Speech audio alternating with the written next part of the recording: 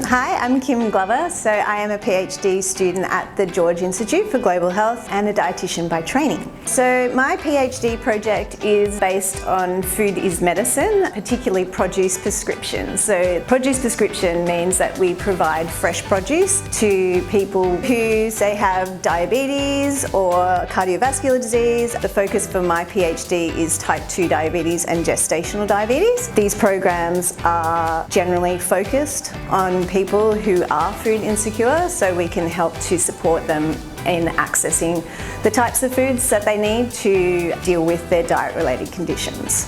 When we think about food insecurity, we assume that it just means that people can't afford to buy food and they're going hungry.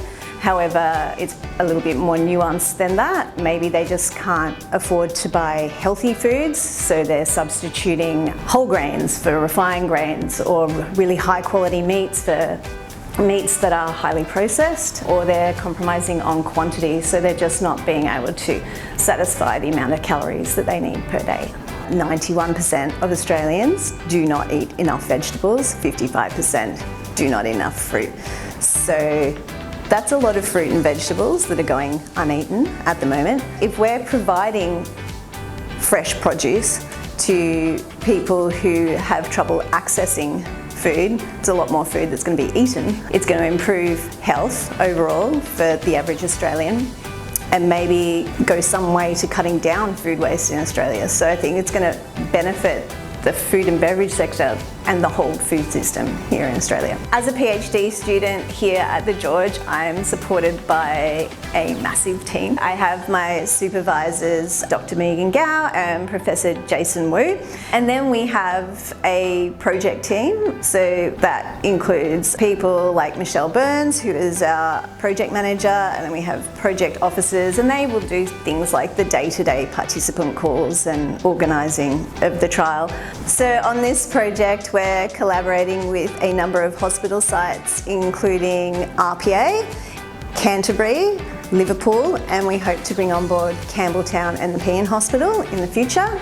We're also collaborating with food suppliers, and our food suppliers for this trial are Harris Farm and Box Divvy. Beyond that, to make the produce prescription and food is medicine dream happen, we have a translational advisory group, and that includes a lot of stakeholders from government organisations, non-government organisations, consumer advisors who have lived experience of type 2 diabetes and food insecurity, and other researchers, particularly the Heart Foundation, Diabetes Australia. None of our research is possible without funding, and we're supported by Future Food Systems.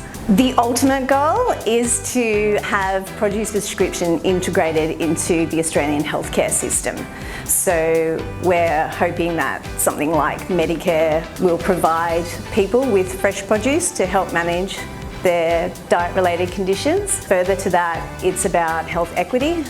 So we want to be able to support those people who are food insecure or who struggle to access healthy foods. The primary outcome of most of the trials is blood sugar, so HbA1c, but then we're also looking at a lot of secondary outcomes, and that includes sort of quality of life and well-being. Produce prescription is a relatively new area of research in Australia. Thus far, it hasn't been tested in an Australian setting. That's why we're doing what we're doing, to show that something like produce prescription, where we're actually focusing on preventative health and diet-related diseases and trying to support people to access healthy foods, we want to see if that works here. We want to show that it can work here. I was lucky enough to present this project at the National Food Conference for Food's Sake, run by Future Food Systems. Presenting at the conference helped me to get out of my healthcare bubble and meet a lot of like-minded individuals who are doing